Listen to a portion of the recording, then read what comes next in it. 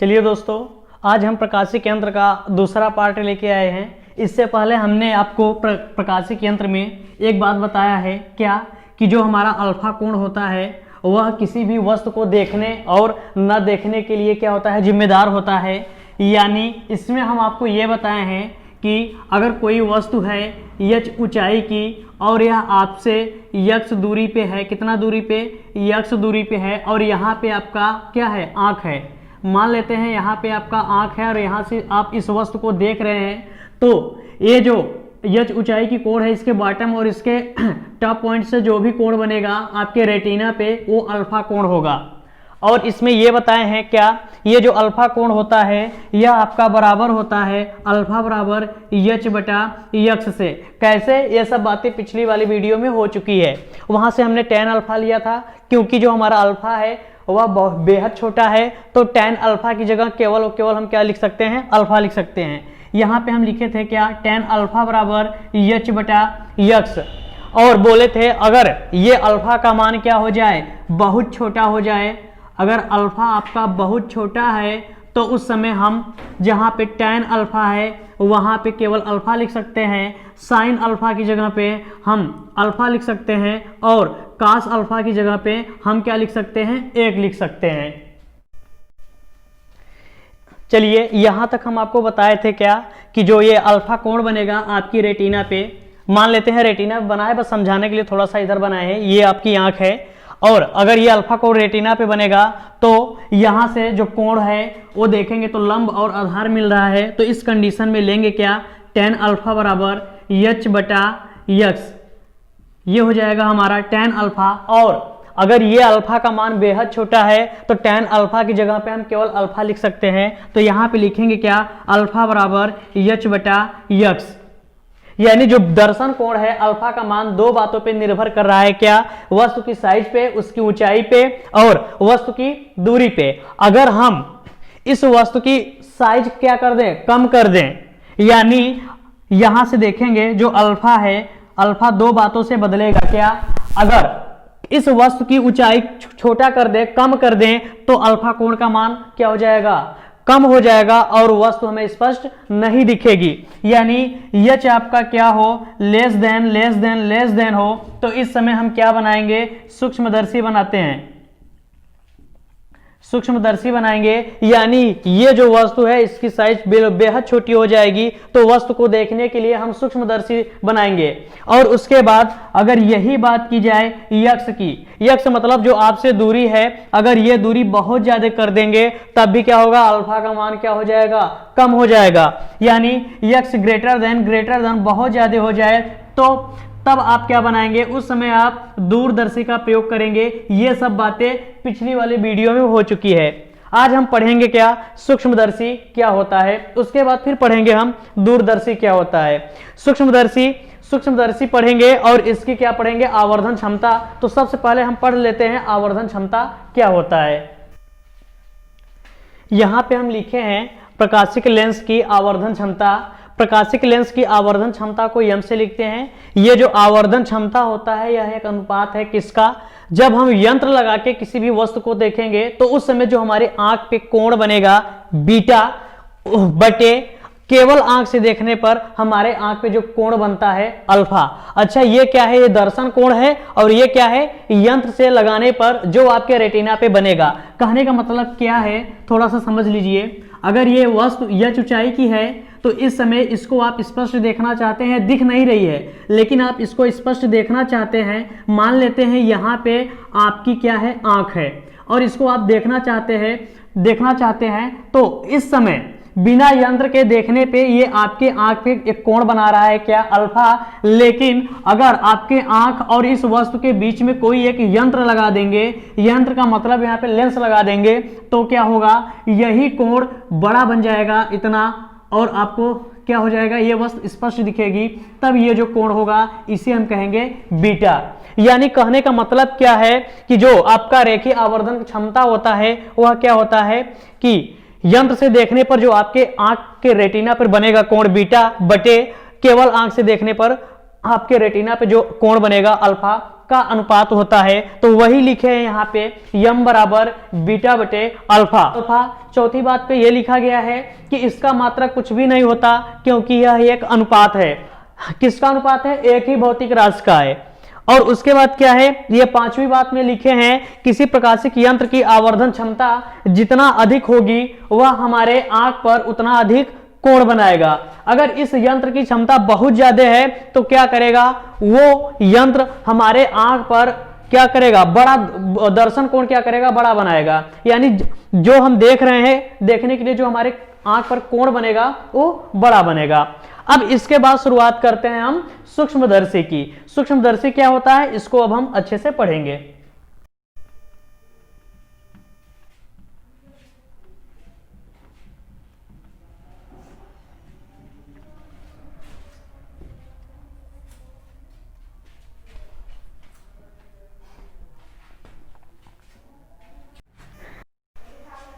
चलिए यहां पे देखते हैं सरल सूक्ष्मदर्शी या सिंपल माइक्रोस्कोप का जो रेखीय आवर्धन क्षमता होगा, इसका आवर्धन क्षमता का सूत्र निकालेंगे।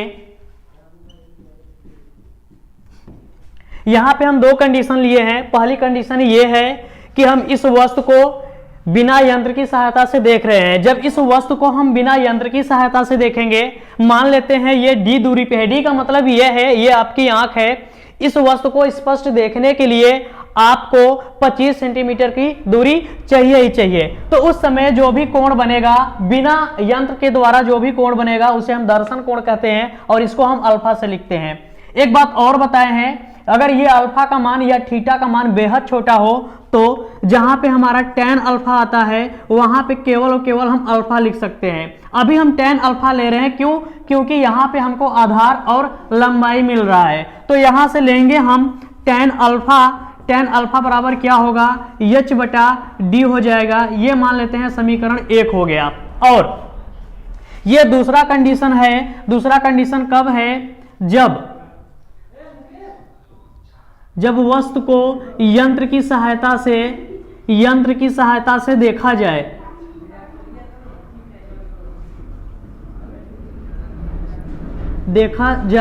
यानी जब हम वस्तु को यंत्र की सहायता से देखेंगे तो ये जो वस्तु है, इस वस्तु को और आपके आंख के बीच में एक उत्तल लेंस लगाना होगा। जो उत्तल लेंस इस प्रकार लगेगा कि इस वस्तु को, जो उत्तल लेंस होगा इस प्रकार होगा कि ये जो वस्तु है, इस लेंस के प्रकाशीय केंद्र P और इसके फोकस F के बीच में पड़े। तब क्या होगा, इस वस्तु का आभासी प्रतिबिंब बनाएगा और वस्तु से बड़ा बनाएगा। मान लेते हैं अभी ये लेंस लगा है, यंत्र लगाए हैं, तो इस वस्तु का प्रतिबिंब उठा के यहाँ पे बना रहा है। तो इस समय ये जो कोण होगा बीटा होगा। तब हम लिखेंगे क्या, tan बीटा बराबर क्या हो जाएगा, ये वाला ऊंचाई मान लेते हैं h है, तो h बटा ये वाला दूरी माइनस का u नहीं लेंगे, माइनस u लेंगे, या अभी u ही रहने दीजिए। अब यहां से देखते हैं क्या, जो हमारा रेखीय आवर्धन होता है यम बराबर अल्फा बटे बीटा होता है। यानी यम बराबर क्या हो जाएगा, जहां पे tan अल्फा है वहां पे हम केवल और केवल अल्फा लिख सकते हैं। इससे पहले हम बता चुके हैं। ये आपका बीटा बराबर क्या हो जाएगा, h बटा u, और यहाँ पे ये आपका अल्फा बराबर क्या हो जाएगा, h बटा d। समीकरण 1 मान लेते हैं और इसको समीकरण 2 मान लेते हैं। अब समीकरण 1 और समीकरण 2 से हम हल करेंगे क्या, जो आपका रेखीय आवर्धन होता है यम, वो बराबर होता है किसके, अल्फा बटे बीटा के। अब यहां से क्या करेंगे, इस अल्फा का मान इसके पदों में रखेंगे, जो आपका रेखीय आवर्धन होता है वह बीटा बटे अल्फा होता है, ना कि अल्फा बटे बीटा। अब क्या करेंगे, इस बीटा का मान यहां से रखेंगे h बटा u, और पूरे का बटा इस अल्फा का मान रखेंगे कितना, h बटा d। यहां से रेखीय आवर्धन का मान निकलेगा h बटा u गुणे ये ऊपर जाएगा d बटा हो जाएगा h। यहां से h कैंसिल हो जाएगा और बचेगा क्या, m बराबर d बटा u। लेकिन आज d को हम d नहीं माइनस d रखेंगे, क्योंकि ये जो वस्तु है, ये जो आपका वस्तु का प्रतिबिंब बन रहा है वस्तु की ओर है, तो इसको हम माइनस का यू रखेंगे, माइनस का डी रखेंगे, और जो हमारा प्रतिबिंब की दूरी है वो भी माइनस में रहता है, तो ये माइनस इस माइनस से कट जाएगा, तो रेखीय आवर्धन का सूत्र निकलेगा यम बराबर डी बटा यू। ये सरल सूक्ष्मदर्शी के रेखीय आवर्धन का सूत्र है। यहां से देखिए जो आपका सूत्र आया है रेखीय आवर्धन का यम बराबर डी बटा यू, हम चाहते हैं इस यू का मान इसके एफ के पदों में रख दें। यानी कहने का मतलब क्या है, यहां से दो कंडीशन निकल के आएंगी। पहली कंडीशन ये है कि अभी मान लेते हैं जो वस्तु का प्रतिबिंब बना है ये डी दूरी पे बना है, डी का मतलब क्या है 25 सेंटीमीटर की दूरी पे बना है। तब लिखेंगे पहला कंडीशन क्या, जब प्रतिबिंब कहां पे हो, जब प्रतिबिंब डी दूरी पर बने तब सूत्र रखेंगे क्या, 1/f बराबर 1/v माइनस 1/u से। तो 1/f ये जो उत्तल लेंस है, उत्तल लेंस की फोकस दूरी हमेशा धनात्मक होती है इसलिए धनात्मक रखे हैं, बराबर 1/v, जो भी होता है अंतिम प्रतिबिंब की स्थिति बताता है। तो अभी माने हैं अंतिम प्रतिबिंब डी पे बन रहा है, तो v का मान क्या रखेंगे डी, लेकिन डी नहीं रखा जाएगा, डी की जगह माइनस डी रखेंगे। क्यों, क्योंकि जो प्रतिबिंब की दूरी बन रहा है वस्तु की ही साइड है, यहाँ पे माइनस डी रखेंगे, और माइनस 1/u, u का मान माइनस यू रखा जाएगा क्योंकि वस्तु की दूरी ऋणात्मक में होती है, तो यहाँ पे माइनस यू कर देंगे। तो ये निकल के आ जाएगा 1/f बराबर 1 माइनस का डी प्लस 1/u।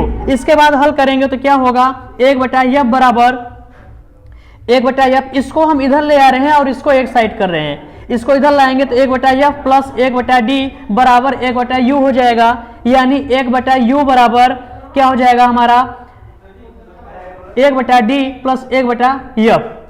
यहां से हम u का मान, अच्छा यहां से अगर इस u के अंश में d का गुणा कर दें तो हमारा रेखीय आवर्धन बन जाएगा। यानी कहने का मतलब क्या है, लिखेंगे d से दोनों पक्षों में गुणा करने पर तो क्या हो जाएगा, ये आपका बन जाएगा d/u बराबर d/d प्लस d/f। इस दोनों पक्षों में गुणा करेंगे तो ये जो d है इसमें भी गुणा होगा और इसमें भी गुणा होगा। उसके बाद क्या होगा, यहां से d कैंसिल हो जाएगा, 1 बचेगा प्लस d/f बराबर ये जो हमारा है क्या d/u कुछ नहीं इस सरल सूक्ष्मदर्शी का रेखीय आवर्धन है।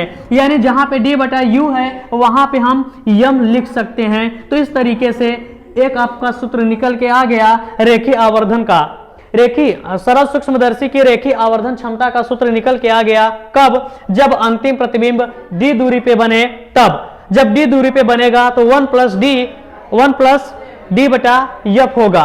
अब एक कंडीशन और आती है क्या, जब हमारा अंतिम प्रतिबिंब कहां पे बने, अनंत पे बने। तो इसको समझ लेते हैं, जब हमारा अंतिम प्रतिबिंब अनंत पे बनेगा तब क्या होगा। यहां पे है दूसरा कंडीशन, जब अंतिम प्रतिबिंब अनंत पर बने तो इस समय v की जगह माइनस अनंत रखेंगे और u की जगह माइनस यू रखेंगे। f आपका हमेशा पॉजिटिव ही रहेगा, यानी f की जगह प्लस f ही रखेंगे क्योंकि उत्तल लेंस है। अब क्या करेंगे, लेंस का सूत्र रखेंगे 1/f बराबर 1/v माइनस 1/u। यहां से 1/f बराबर 1 माइनस का अनंत माइनस का u, ये माइनस और ये माइनस प्लस ये आपका टोटल 0 हो जाएगा। 1/f बराबर क्या आ जाएगा आपका आ जाएगा 1/u। यानी इसको पक्षांतर करेंगे तो 1/u बराबर 1/f हो जाएगा। अब इस दोनों पक्षों में क्या करेंगे, d से गुणा करेंगे, क्योंकि जब d से गुणा करेंगे तो आपका जो रेखीय आवर्धन होता है क्या, m बराबर d/u। d से दोनों पक्षों में गुणा कर देंगे तो ये d/u के रूप में मिल जाएगा। तो वहां से हम d/u की जगह पे रेखीय आवर्धन m रख सकते हैं। तो क्या करेंगे, d से दोनों पक्षों में गुणा करने पर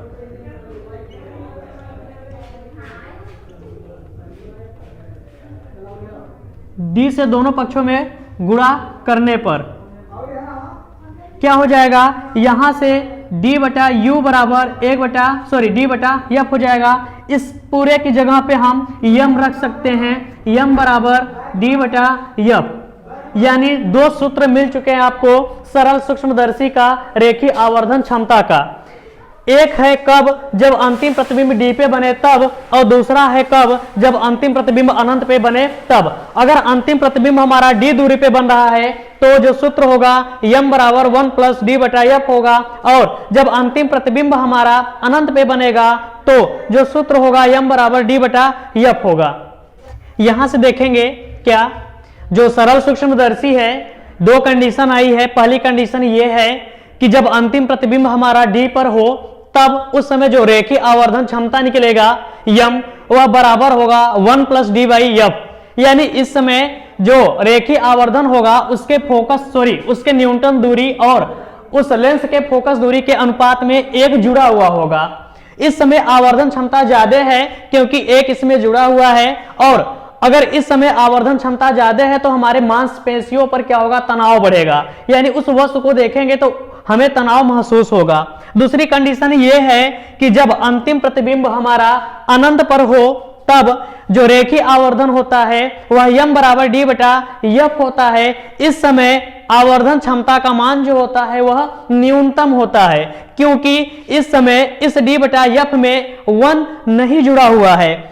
तीसरी बात यह है कि इस समय जो मांसपेशियां होंगी उस पर तनाव नहीं होगा, यानी वस्तु को हम बिना तनाव के स्पष्ट देख पाएंगे। अब यहां पे नोट में एक बात लिखे हैं हम, क्या कि सरल सूक्ष्मदर्शी के सूत्र में हम केवल आंकिक मान रखेंगे, कोई घबरा के यहाँ पे उसका चिन्ह सहित मान नहीं रखेगा। क्यों? क्योंकि पहली ही दफा में हम क्या कर चुके हैं, इस u, d, f सबका मान चिन्ह सहित रख चुके हैं। अब जब भी हमें सवाल मिलेगा वहां पे हम केवल उसका आंकिक मान ही रखेंगे। अब सरल सूक्ष्मदर्शी का उपयोग देख लेते हैं, कहां पे इसका उपयोग किया जाता है, उसके बाद ये आपका सरल सूक्ष्मदर्शी खत्म हो जाएगा। सरल सूक्ष्मदर्शी का उपयोग, इसका उपयोग कहां कहां किया जाता है इसको देख लेते हैं। तो पहली बात में ये लिखे हैं, इसकी सहायता से घड़ी के छोटे पुर्जों को बड़ा करके देखा जाता है।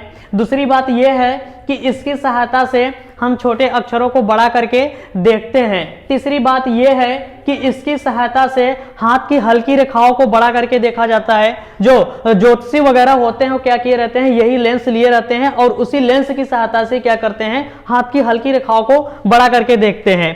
और इसका उपयोग चिकित्सक उपचार में किया जाता है। यानी जो दंत चिकित्सक होते हैं क्या करते हैं, दांत में फंसे छोटे छोटे कीड़े मकोड़ों को देखने के लिए इस लेंस का उपयोग करते हैं। तो यहाँ पे सरल सूक्ष्मदर्शी पूरी तरह से खत्म होता है। न्यूमेरिकल जो है उसको हम आगे हल करवाएंगे। अगर आप लोगों को हमारा वीडियो अच्छा लगा हो तो प्लीज इसे लाइक करके जाएं और हमारे चैनल को सब्सक्राइब कर लें और हमें कमेंट करके बताएं कि हमारा वीडियो आप लोगों के लिए कैसा रहा। फिर मिलेंगे। जय हिंद, जय भारत।